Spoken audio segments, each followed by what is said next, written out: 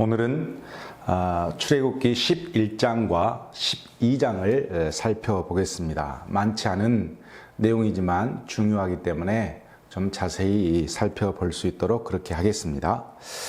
자, 11장에 가면 11장 1절에 여호와께서라고 시작하면서 모세에게 주신 말씀이 있는데 2절에 보면 백성에게 뭐라고 말하냐면 각기 이웃들에게 은금 폐물을 구하게 하라 이렇게 말씀해 주셨습니다. 자, 하나님께서 지금까지 430년간 애굽의 노예로 살았던 그 대가를 애굽 백성들에게 요구할 수 있도록 그렇게 백성들에게 전달을 했습니다.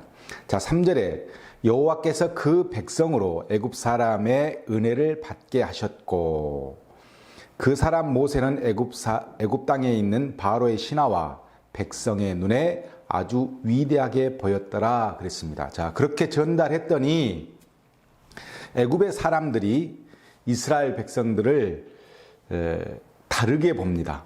어떻게 보냐면 모든 사람들이 아주 위대하게 보였더라 그랬습니다. 결국 무슨 말을 하냐면 9가지 재앙이 있은 후 애굽 사람들이 참 신을 모시고 있는 이스라엘 백성들을 위대하게 볼 뿐만 아니라 두렵기까지 느껴서 그들이 요구한, 어떻게 보면 노예인데 노예들이 요구한 것에 거절할 수 없을 만큼 부담감을 갖게 된 그런 상황을 의미합니다.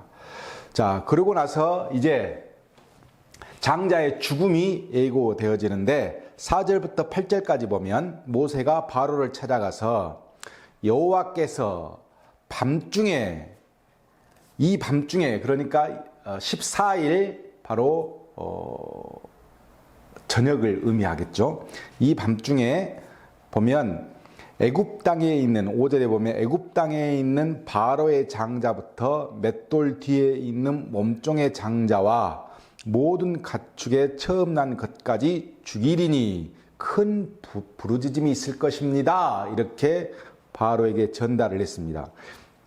바로의 장자는 가장 높은 사람이라면 맷돌 뒤에 있는 몸종, 그러니까 맷돌을 계속 돌려야 돼요. 그러니까 서로 교대해 가면서 계속 돌리는 이 맷돌질을 하는 사람은 가장 애굽에서 하층민으로 취급받는 사람인데 최고의 권력자부터 최저의 하층까지 예외 없이 처음 난 초태생은 다 죽을 것이다 이렇게 경고를 내렸습니다.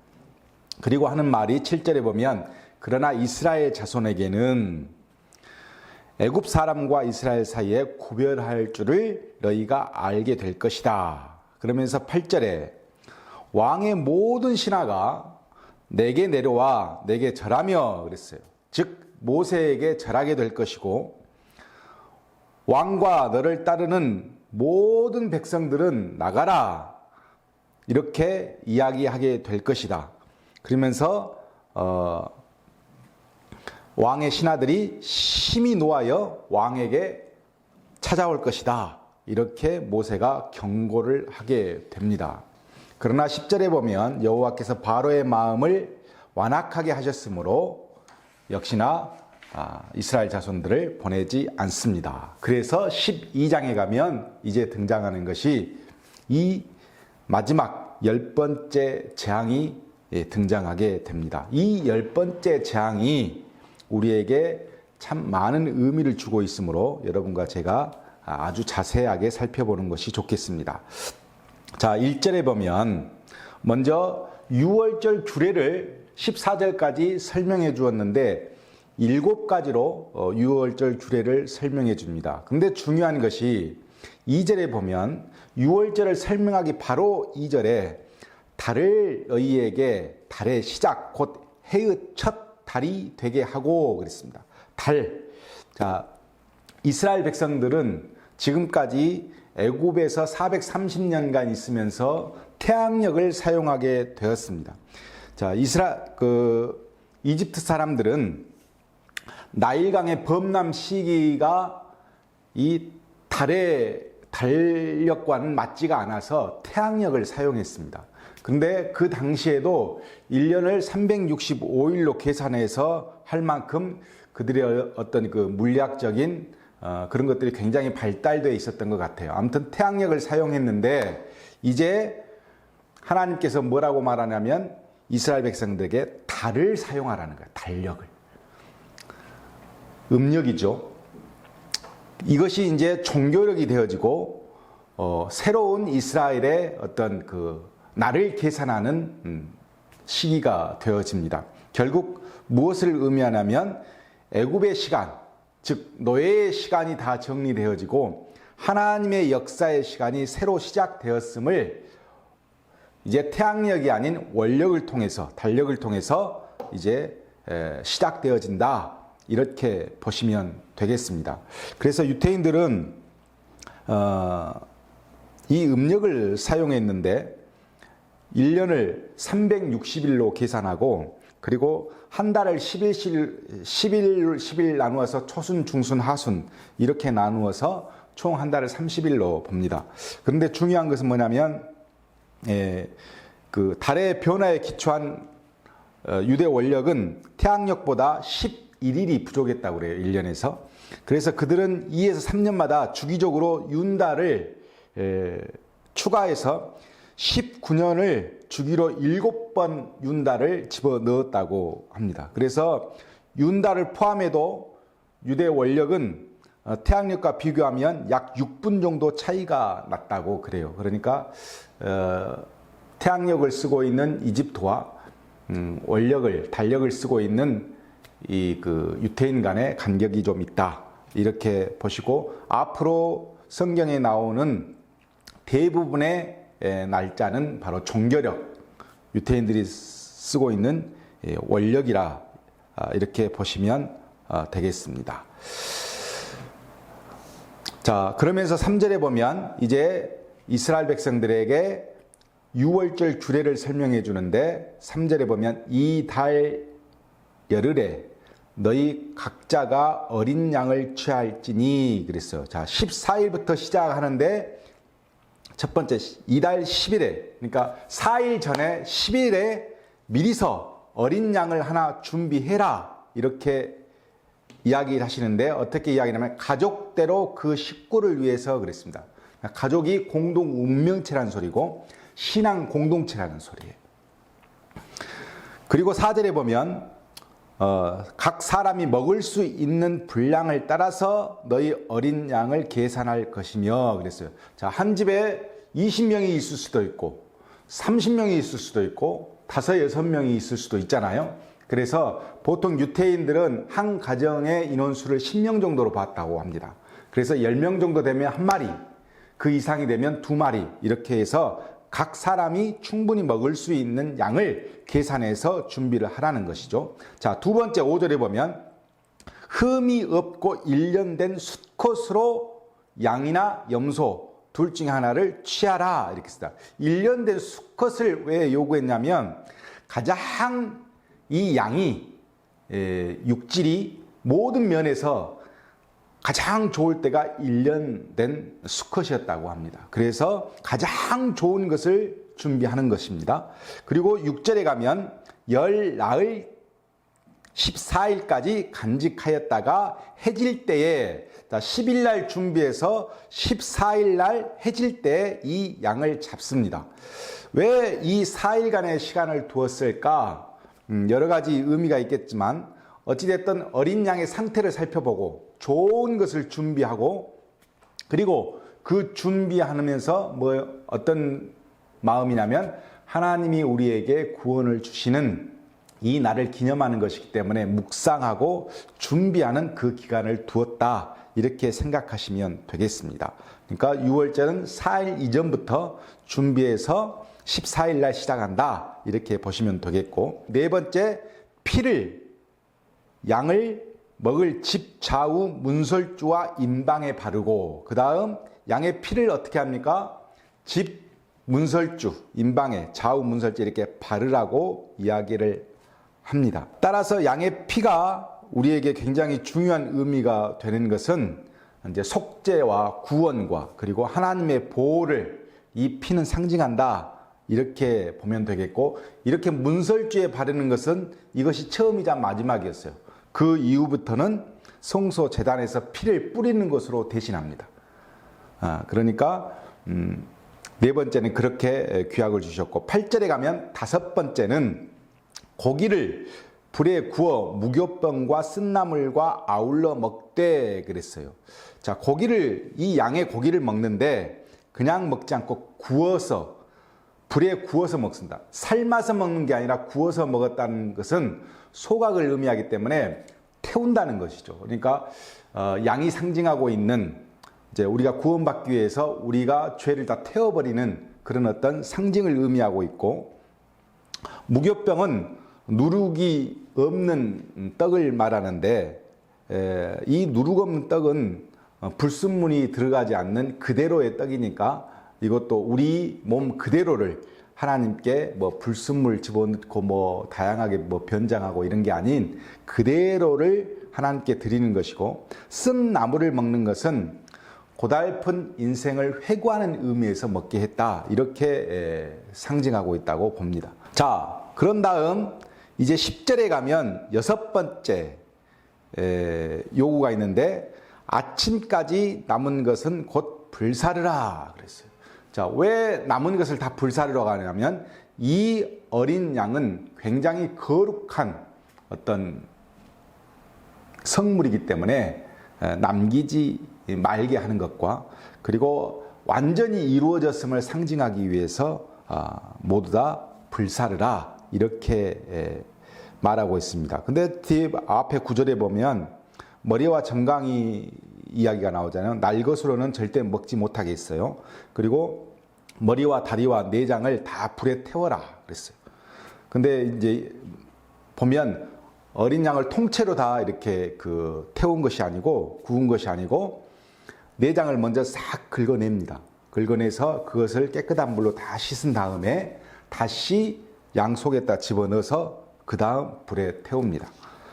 이런 모든 것은 꺾지 말고 분리하지 말고 뭐 이렇게 드리게 하는 것은 예수 그리스도와 성도의 관계를 의미한다. 학자들은 이렇게 말하기도 합니다. 결국 예수님과 우리가 유기적인 관계인 것처럼 꺾어지거나 분리되지 않고 하나의 어떤 구원을 상징하는 그런 의미를 가지고 있다. 이렇게 보시면 되겠습니다. 어찌됐든 11절에 가면 일곱 번째, 허리에 띠를 띠고 발에 신을 신고 손에 지팡이를 잡고 급히 먹으라 그랬습니다. 이 6월절 행사를 하는데 왜 이렇게 급하게 해야 했을까? 뭐냐면 그 다음 날 6월절이 끝나자마자 이스라엘 백성들은 출애굽을 해야 됩니다. 곧 예수 그리스도의 어떤 그 피를 상징하는 어린 양의 피가 문설주에 발라 구원이 이루어지면 곧 바로 그것이 시행되어지는 그런 어떤 긴박성, 그런 것들을 의미하기 위해서 띠를 띠고 발에 신을 신고 손에 지팡이를 잡고 급히 먹어야만 했습니다. 이것이 바로 여호와의 유월절이었습니다. 출애굽은 즉각 이루어지는 것이지 이것이 끝나고 나서 또 무슨 절차가 있고 이런 의미를 갖고 있지 않다. 하나님의 구원은 즉각적이다. 이런 어떤 상징을 가지고 있다. 그래서 유월절이 이스라엘 백성들에게는 중요한 것입니다. 12절에 보면 하나님께서 이렇게 말씀하신다. 내가 그 밤에 애굽 땅에 두루 다니며 사람이나 짐승을 막론하고 애굽 땅에 있는 모든 처음 난 것을 다 치고 애굽의 모든 신을 내가 심판하리라. 이게 유월절입니다. 애굽의 모든 신, 한 신만 있는 것이 아니라 여러 신이 애굽 사람들 곳곳에, 그리고 지금 애굽에서 종살한 유대인들, 즉 한 이스라엘 백성들에게 곳곳 머릿속에 애굽의 신들이 다 있어요. 이 모든 것을 함께 심판해서 구원을 시키는 것이 바로 유월절이다. 우리도 우리 인생도 보면 우리가 한 신만 섬긴 게 아니에요. 부엌신도 있었고 우리 안에 두려움들이 있으면 거기에도 뭐 귀신이 있고 저쪽에도 귀신이 있고 이런 모든 것들이 한꺼번에 완전히 사라지는 것이 뭐냐면 구원이에요. 예수 믿는 사람은 귀신을 두려워하지 않게 되는 것과 같습니다. 13절에 보면 내가 애굽 땅을 칠 때에 내가 피를 볼 때에 너희를 넘어가리니 멸하지 아니하리라 이렇게 말씀해 주셨어요. 자, 6월절이 뭐냐면 넘어가다 이런 의미를 가지고 있어요. 우리가 가지고 있는 죄, 우리가 가지고 있는 속박으로부터 넘어가는 것이 6월절이고 이것이 구원입니다. 자, 그런 의미에서 이 6월절의 어린 양의 피는 어떤 의미를 상징하냐면 애굽 사람에게는 사망이었지만 이스라엘 백성들에게는 생명을 의미합니다. 곧 예수 믿지 않는 사람에게는 예수 그리스도의 피는 사망을 상징하지만 우리에게는 예수 그리스도를 믿는 우리에게는 생명을 의미한다. 이렇게 이해하시면 되겠습니다. 자, 이제 15절에서 20절까지 6월절 규례가 끝나고 무교절에 관한 이야기입니다. 14일 날 저녁에 6월절 예식이 끝나면 그 다음부터 21일까지는 뭐냐면 무교절을 보냅니다. 이 무교절은 뭐냐면 15절에 보면 첫날에 누룩을 제거하라 이렇게 돼 있어요. 자, 누룩을 상징하는 것은 누룩은 부패, 어떤 부정, 죄의 어떤 부패, 부정을 상징하는데 그런 의미를 집어넣어서 첫날에는 누룩을 넣지 않는 이 무교병을 이제 그 떡을 함께 먹는 그런 어떤 의미를 가지고 있는 것 같아요. 아무튼 누룩을 제거하라 이렇게 말하면서 16절에 보면 첫날도 일곱째 날도 성회니 그래서 성회는 하나님께 예배드리는 거룩한 날이다 이렇게 보시면 되겠습니다. 이 두 날에는 아무것도 하지 말고 그랬어요. 무교절 때는 일을 하지 않아요. 일을 하지 않고 누룩을 다 제거하고 정말 맛없는 음식을 먹는 거죠. 그러면서 17절에 너희는 무교절을 지키라. 이날에 15일부터 이날에 대대로 너희가 영원한 규례로 삼아 지켜라 말씀하시면서 18절에 첫째 달 열 나흘 날 14일 저녁부터 21일 저녁까지 너희는 무교병을 먹으라 그랬어요. 누룩이 없는 떡을 먹어라 이렇게 말씀하셨습니다. 그래서 무교절은 14일부터 21일까지 무교절이 되어지고 그리고 그 다음 날 바로 15일 날 출애굽을 하게 되는 겁니다. 자, 19절에 보면 이래 동안 누룩의 너희 집에서 발견되지 않도록 하고 타국인이든 본토에서 난 자든 만약에 발견되면 그 사람은 회중에서 끊어진다 이렇게 말씀하시죠. 자, 이제 21절에 가면 이 6월절에 교육을 받았으니까 이제 실행하는 장면이 나옵니다. 모세가 다 부릅니다. 그리고 모든 장로들에게 불러서 어린 양을 택하여 6월절 양을 잡고 22절에 보면 우슬초, 이 우슬초를 피부병이나 이런 데 이렇게 몸에 비벼대면 병이 나을 정도로 약간 해독작용이 있다고 그렇게 말하는 사람들도 있더라고요. 어찌됐든 이 우슬초 묶음을 가져다가 피를 적셔서 문 임방과 좌우의 설주에 뿌리고 아침까지 한 사람도 자기 집 문 밖에 나가지 말라 그랬어요. 문 밖에 나가지 말라. 이스라엘 백성의 구원은 어린 양 핏뿌림 안에서만 반드시 있음을 기억해. 다른 이름이 있을 수 없어요. 어린 양의 핏뿌림 안에서만 하나님의 죽음의 심판을 면할 수 있다. 이것을 상징적으로 보여주고 23절에 여호와께서 애굽 사람들에게 재앙을 내리려고 지나갈 때에 문 인방과 좌우 문설주의 피를 보시면 넘어가다. 그죠? 넘어가다. 멸하는 자에게, 여기서 멸하는 자는 죽음의 천사를 의미하겠죠. 너희를 치지 못하게 하실 것이라. 이렇게 설명을 해주고 24절에 보면 너희는 이 일, 즉 6월절을 영원히 지켜라. 25절 주시는 땅에 이를 때 이 예식, 이 유월절 예식을 지킬 것이다. 지켜라. 이렇게 했는데 여기서 예식이라는 단어를 사용했는데 이 예식이라는 단어는 히브리어로 아부다라는 뜻인데 봉사, 일 이런 의미를 가지고 있습니다. 즉 유월절을 준수하는 것이 하나님을 섬기는 일이요 봉사하는 거룩한 사역이다. 이런 의미를 가지고 있습니다. 그래서 유월절은 굉장히 중요합니다. 자, 그리고 나서 이제 26절에 보면 너희의 자녀가 혹시 이 예식이 무슨 의미를 가지고 있습니까? 라고 물으면 27절에 하나 여호와의 유월절 제사라. 이 제사는 제일 밑에 보면 우리의 집을 구원하셨다.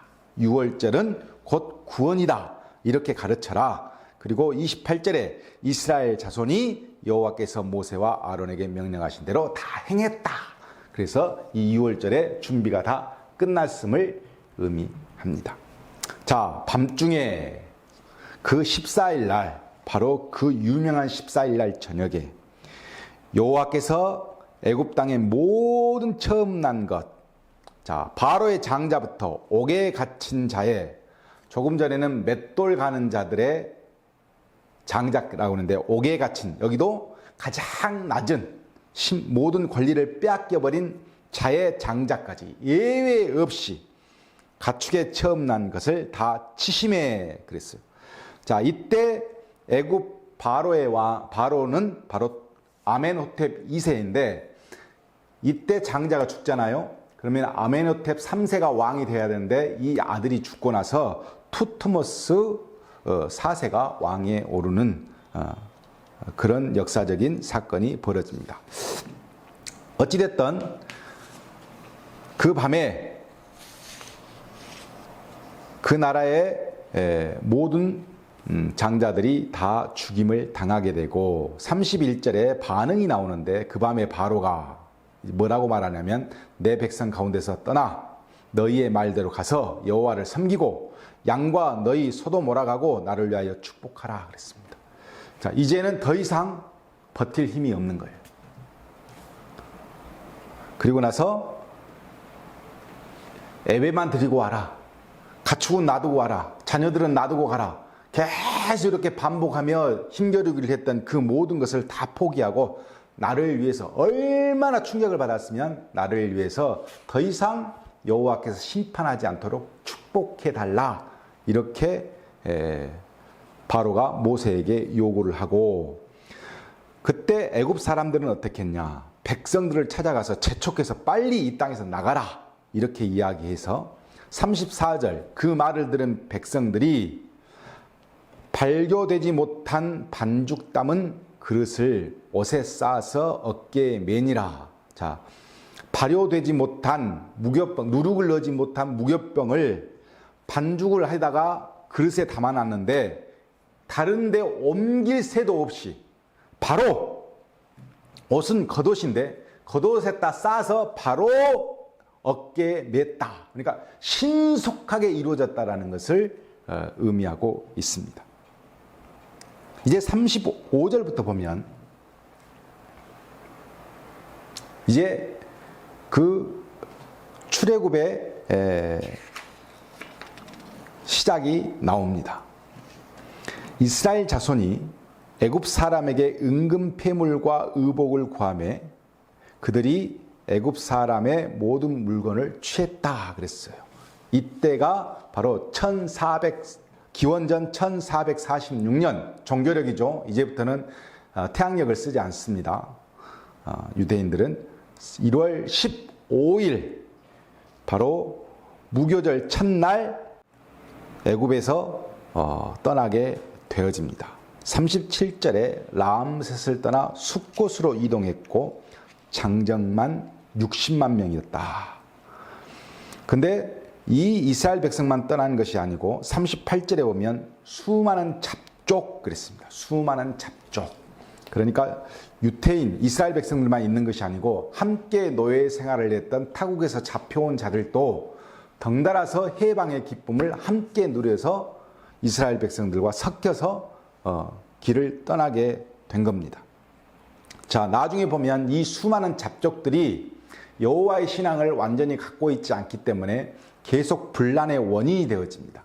분란의 원인이 되어진다는 것도 중요하지만 어찌됐든 출애굽이라고 하는 것은 이스라엘 백성들에게만 주어지는 하나님의 은혜가 아니고 타 민족 이방인에게도 주어진 은혜라는 것을 상징적으로 보여주고 있는 대목이기도 합니다.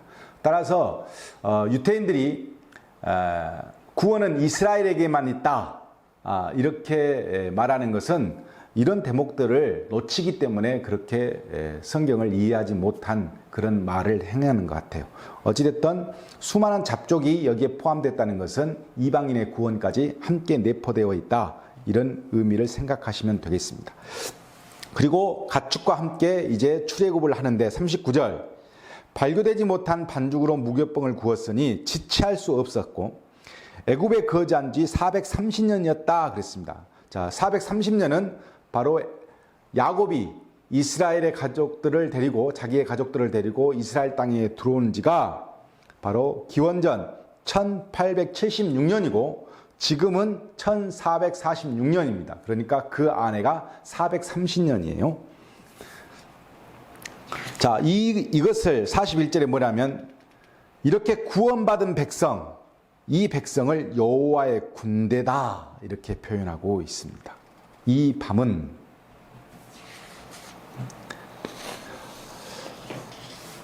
여호와 앞에 지킬 것이니 이는 여호와의 밤이라 그랬습니다. 하나님께서 심판하신 밤, 구원을 선포하신 밤은 여호와의 밤이 된다고 보시면 되겠습니다. 자, 마지막으로 이제 43절과 51절에 처음에 유월절 규례를 설명해 주었는데 다시 유월절 규례를 추가해서 설명해 주는 장면이 5가지가 나옵니다.